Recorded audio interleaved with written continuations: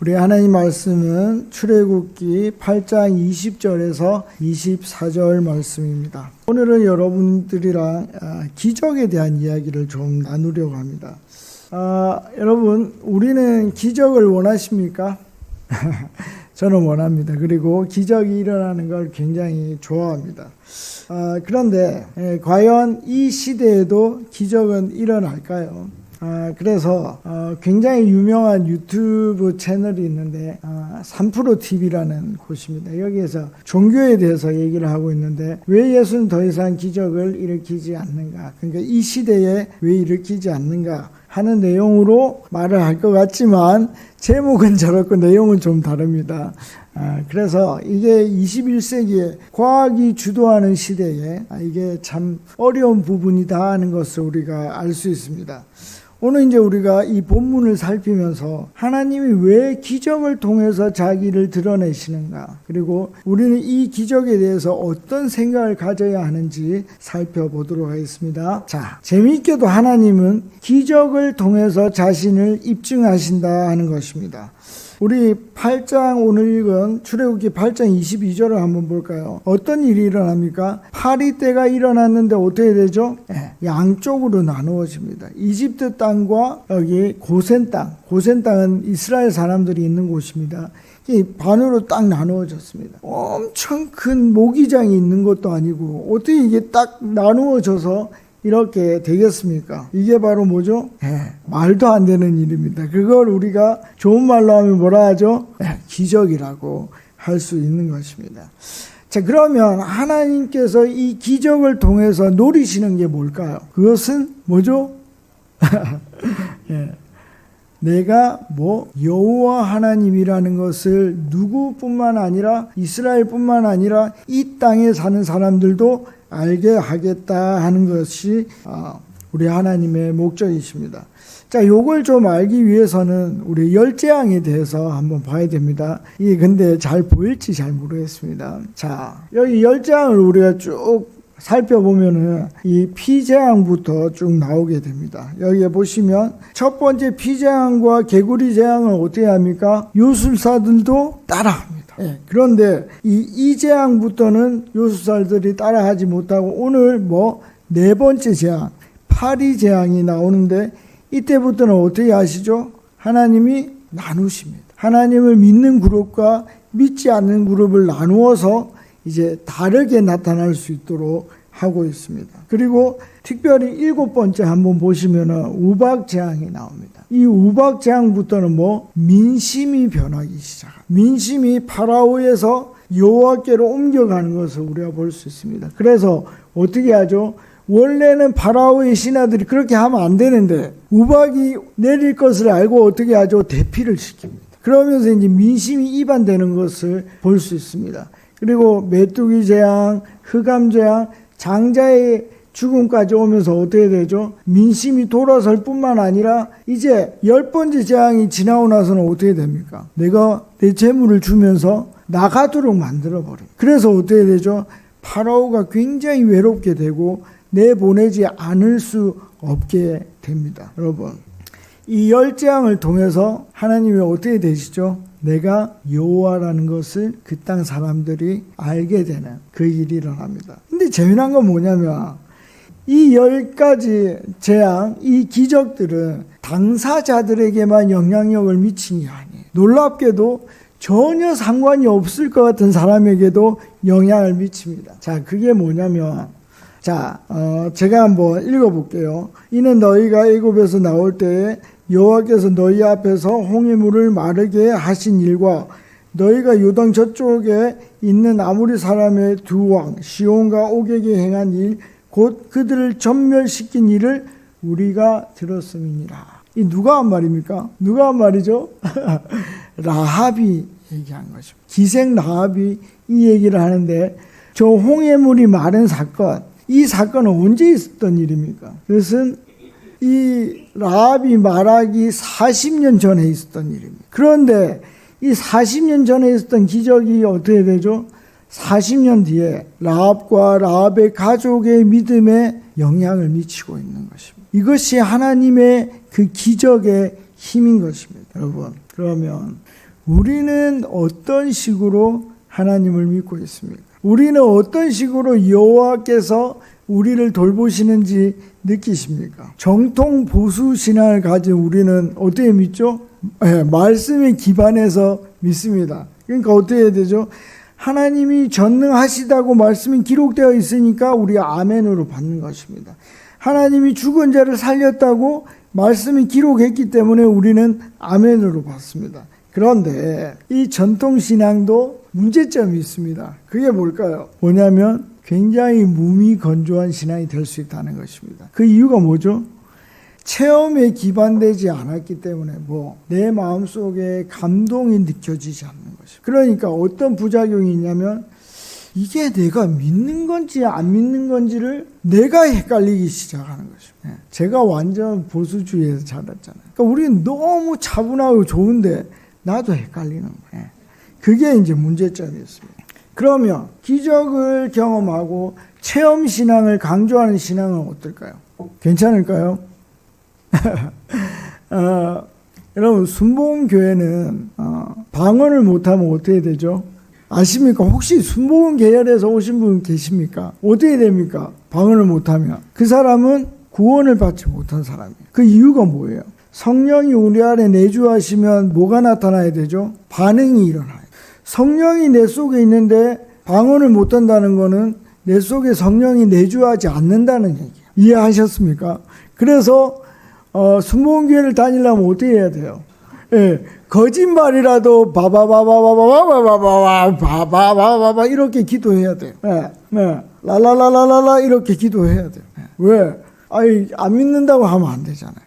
이게 체험을 강조하는 부분에도 문제점이 있습니다. 그래서 제가 아는 분이 청년회를 다니고 있는데 거기는 너무 재밌게도 청년이 될 때까지 제대로 된 성경 공부를 한 번도 배워본 적이 없대요.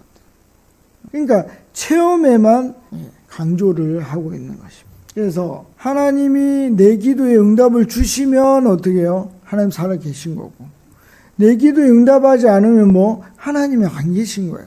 그러니까 너무 흔들림이 많아요. 왜? 말씀에 기반되지 않았기 때문에. 자, 그럼 우리는 어떻게 해야 됩니까? 여러분, 이게 굉장히 중요한데 이 말씀과 체험의 조화를 이루어요. 여러분, 말씀의 그 체계가 우리 속에 있는 것뿐만 아니라 우리의 기도를 통해서 뭘 해야 된다? 그 하나님의 말씀이 이루어지는 것을 우리 속에 동시에 경험해야 한다. 그래야 뭐가 됩니까? 견고한 신앙이 될 수 있다 하는 것입니다. 자, 두 번째로는 만약에 하나님의 뜻이 그 일에 있다면 어떻게 해요? 아무리 어려운 기적이라도 반드시 일어난다는 것입니다. 여러분, 이 세상에서 제일 어려운 기적이 뭡니까? 뭐죠? 그래, 정답이에요. 자, 나사로에 나와라. 이게 말이 됩니까, 여러분? 그런데 실제로 살아서 나왔습니다. 여러분, 어떻게 죽은 사람이 살아서 나옵니까? 이거는 말이 안 됩니다. 그런데 예수님은 기도하셨고 그 기도를 아버지 하나님께서 어떻게 하셨죠? 응답하셨습니다. 그래서 기적이 일어났습니다. 그러면 그 기적을 일으킨 하나님의 목적은 무엇입니까? 분명한 목적이 있죠. 그 목적은 요한복음 12장 11절을 한번 읽어보겠습니다. 시작. 나사로 때문에 많은 유대인이 가서 믿을 믿었다. 믿기 위해서 그 일을 하셨다는 것입니다. 나중에 이제 이것은 부활한 예수님에 대해서도 설명하는 아주 좋은 예가 되었습니다. 그러니까 분명한 목적이 있을 때 하나님은 아무리 어려운 기적이라도 일으키신다 하는 것입니다. 자, 그러면 우리는 뭘 해야 됩니까? 기도를 할 때 어떻게 해요? 하나님의 뜻을 알고 해야만 그 기도가 이루어진다는 것입니다. 그럼 하나님의 뜻을 알고 기도하는 기도는 어떻게 해야 되죠? 하나님의 뜻이 어디에 있어요? 딩동댕이에요. 제일 쉬운 게 뭐냐면 말씀에 의지해서 기도하는 것입니다. 여러분, 우리 잘 아는 거죠. 구하라 그리하면 너희에게 주실 것이요 찾으라 그리하면 찾을 것이요 문을 두드리라 그리하면 너희에게 열린다라고 얘기를 하고 있습니다. 그러면 이 말씀의 목적은 뭘까요? 하나님의 뜻은 뭘까요? 어떻게 하라는 거예요? 여기 보시면 동사, 명령어 동사 3개가 나옵니다. 그게 뭡니까? 구하라, 찾으라, 두드리라. 이게 똑같은 말입니까? 다른 말입니까? 똑같은 말입니다. 여러분, 히브리 개념에서 반복은 뭐죠? 강조입니다. 어떻게 하라는 겁니까? 완전 열심히 기도하라 이 말입니다. 완전 열심히 기도하면 어떻게 해요? 내가 나를 증명하겠다는 것입니다. 왜? 그거는 내 뜻에 맞는 기도이기 때문에. 그럼 우리는 하루 동안에 얼마나 열심히 기도하고 있냐 하는 것입니다. 여러분, 우리가 이 말씀대로 기도해서 정말 하나님이 자기를 증명할 수 있는 자리까지 우리가 날마다 기도해야 돼요. 그 재미가 있어요. 그 재미를 여러분들이 경험할 수 있으면 참 좋겠습니다. 자, 그 다음에 또 우리가 하나님의 뜻을 알 수 있는 성경 말씀이 있습니다. 그게 뭡니까? 성도를 위해서 서로 기도하라. 뭐를 위해서? 그들의 병을 낫기 위해서 그렇게 기도하라고 얘기를 하고 있습니다. 여러분, 암이 낫겠습니까? 저는 낫는다고 믿습니다. 왜 그렇죠? 하나님 뜻이 있기 때문입니다. 그러면 조금 더 말기암이 낫겠습니까? 아멘. 네, 저는 믿습니다. 왜냐하면 우리가 서로를 위해서 기도하라고 하나님께서 말씀하셨기 때문에 말기암이 나을 것입니다. 이게 병원 가지 말라는 뜻이 아니라 병원도 가면서 우리가 기도해야 한다는 것입니다. 여러분, 제가 말하려고 하는 게 뭡니까? 우리가 미리 겁을 먹으면 안 된다는 거죠. 이건 너무 어려운 일이네. 이건 기도를 날 게 아닌데 그렇게 하지 말라는 거죠. 만약에 하나님의 뜻이 그에게 있으면 그는 나을 것입니다. 그게 말기암이든 간이 다 날아갔건 상관이 없어요. 왜 그렇습니까? 하나님이 그를 만드셨기 때문에 우린 그걸 믿는 것입니다. 그래서 우리는 기도할 수 있습니다. 자, 이제 좀 어려운 부분으로 왔습니다. 그럼 우리가 다 같이 성도들이 기도했는데 만약에 암이 안 나오면 어떻게 됩니까? 제가 정말 어렵게 원고를 썼는데 너무 쉽게 말해 주셔서 고맙습니다. 우리는 쉽게 말하지만 그 사람은 희망이 사라져요.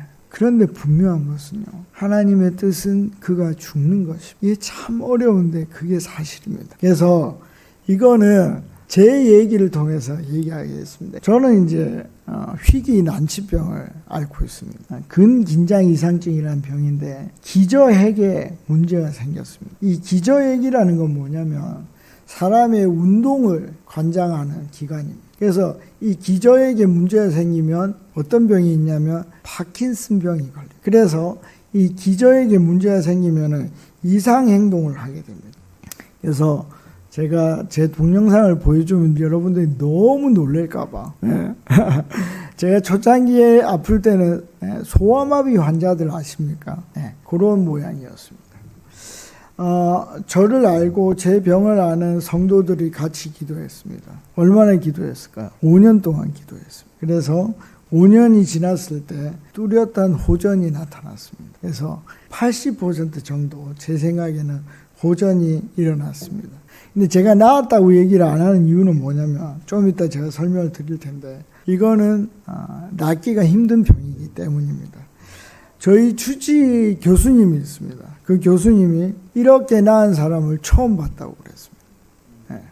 하나님은 성도들의 기도를 들었고 저를 낫게 하셨습니다. 근데 문제가 뭐냐면 원인을 모르잖아요. 그럼 뭘 못해요? 근본 치료를 할 수가 없습니다. 그러면 이게 굉장히 중요한데 재발할 수 있다는 것입니다. 내일도 재발할 수 있다는 것입니다. 왜냐하면 전조현상이 없었기 때문에. 자, 그러면 저는 어떻게 살아야 됩니까? 너무 불안하게 살아야지. 내일 어떻게 될지 모르는데. 그렇지 않아요? 여러분, 내일 하나님이 저를 다시 병나게 하시면 제가 어떻게 할 것 같습니까? 어떻게 할 것 같습니까? 힌트를 드리면 저는 아픈 7년 동안 한 번도 하나님을 원망해 본 적이 없어요. 여러분, 하나님이 저를 얼마나 사랑하는지 저는 잘 알고 있습니다. 제가 만약에 다시 재발을 한다면 그건 저에게 가장 좋은 길이에요. 가장 좋은 길. 여러분, 다시 이제 암 환자로 넘어가 볼까요? 우리가 마음을 다해서 기도했는데 그 사람이 죽었어요. 그 하나님의 뜻이. 그리고 그 죽는 것이 가장 좋은 길이에요. 우리가 당장은 알 수가 없어요. 왜 그렇게 되는지. 그런데 나중에 그 길을 통해서 우리가 하나님의 놀라운 계획을 보게 될 거예요. 그거는 확실한 것입니다. 그래서 어떻게 해요?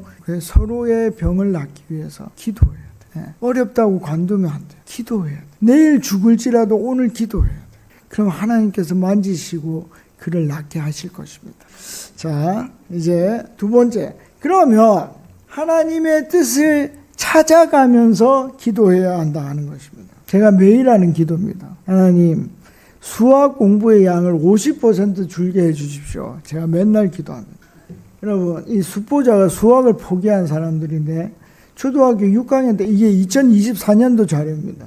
100명 중에 11명이 수학을 포기합니다. 초등학교 때. 그리고 중학교 3학년 때 20%가 포기를 합니다. 고등학교 때 30%가 포기합니다. 2024년도 수능 시험에 수학 80점 이상자가 약 20% 정도 된다고 합니다. 이 말을 반대로 하면 나머지 80%는 루저예요. 여러분, 어떤 일에 80% 이상 성취를 하지 못하면 그건 못하는 거예요. 생각을 해봐봐요.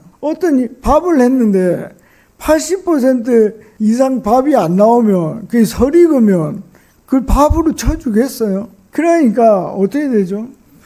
전 사회적으로 패배주의가 임하게 되는 것입니다. 여러분, 패배주의가 뭘 이끌어내냐면 무기력증에 걸리는 거예요. 너무 마음이 아파요. 여러분, 수학을 못하면요, 한국에서는 사람 대접을 받을 수가 없어요. 여러분, 이게 무슨 이런 나라가 있을 수가 있습니까, 여러분? 수학을 못하면 사람이 아니에요. 직업을 구할 수가 없어요. 좋은 직업. 이렇게 만들어놨어요, 이렇게. 근데 왜 수학을 포기하는지 아십니까? 배울 게 너무 많아서 그래요. 그 반으로 줄여요. 그래야 이 사회가 건강해집니다. 그래서 제가 매일 기도하는 게 뭡니까? 여러분, 이 기도가 이루어지겠습니까? 굉장히 어렵습니다. 왜 그렇죠? 이권이 달려 있어서 그래요. 수학을 안 하게 되면 돈을 못 버는 사람이 너무 많아요. 그래서 이게 어려운 것입니다. 애들이 죽어가고 있는데도 이 일을 계속하고 있는 거예요. 여러분, 저는 이 기도를 찾아 나갔습니다. 여러분들은 하나님의 뜻에 맞는 어떤 기도를 찾고 계시면 기도해 보십시오. 하나님, 내가 정말 하나님의 뜻을 이루는 기도를 하고 싶습니다. 찾아보세요.